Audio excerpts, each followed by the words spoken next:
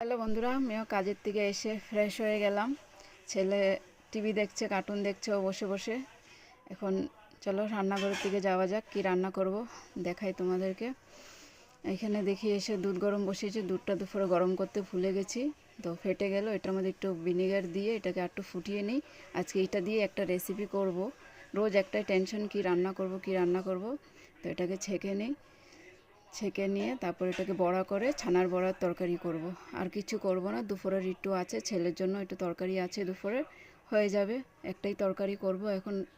আর ভাল লাগছে না, কাজ করে এসে আবার ঘরে কাজ করতে আর ভাল লাগছে না, তাই এটার মধ্যে একটু হলুদ, গরম মশলা, লঙ্কার গুঁড়ো দিয়ে বড়াটাকে 1 চামচ মতন ময়দা দিয়ে এটাকে গোল গোল করে বানিয়ে নিয়েছি বড়া সাইজে। আর এখানে ভেজে নেব। খুবই গরম পড়েছে ব্যাঙ্গালোরে, এখন এটাকে ভেজে নেব।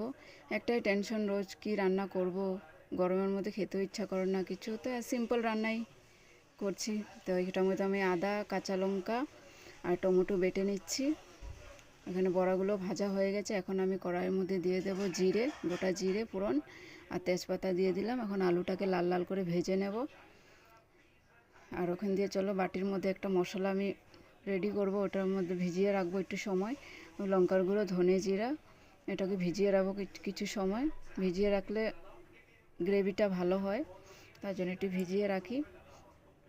আর এখান দিয়ে আমি আলুটার মধ্যে একটু হলুদ দিয়ে এটাকে একটু ভেজে এটার মধ্যে এখন আমি মশলাটা দিয়ে দেব, যেটা বেটে রেখেছিলাম। বাটা মশলাটা দিয়ে তারপরে আমি ওই ভিজিয়ে রেখেছি যে ওই মশলাটাও দিয়ে দিই, নুন দিয়ে এটাকে ভালো করে কষিয়ে নেব। কাজের থেকে এসে আর রান্না করতে ইচ্ছা করে না, কি করব। এই ব্যাঙ্গালোরে থাকলে কাজ করতেই হবে, সবাইকেই কাজ করতে হবে, বসে থাকলে হবে না, একজন দিয়ে ঘর চলে না, তার জন্য দুজনকেই কাজ করতে হয়। তো করব, ভালোও লাগে, কোনো ব্যাপার না, একটু চলবে। আর এখানে মশলাটা কষানো হয়ে গেছে, এটার মধ্যে দিয়ে দিলাম জল, দিয়ে এখন এটাকে একটু ফুটে গেলে এটার মধ্যে দিয়ে দেব বড়াগুলো। বড়াগুলো দিয়ে একটু ফুটে গেলে এটার মধ্যে দিয়ে দেব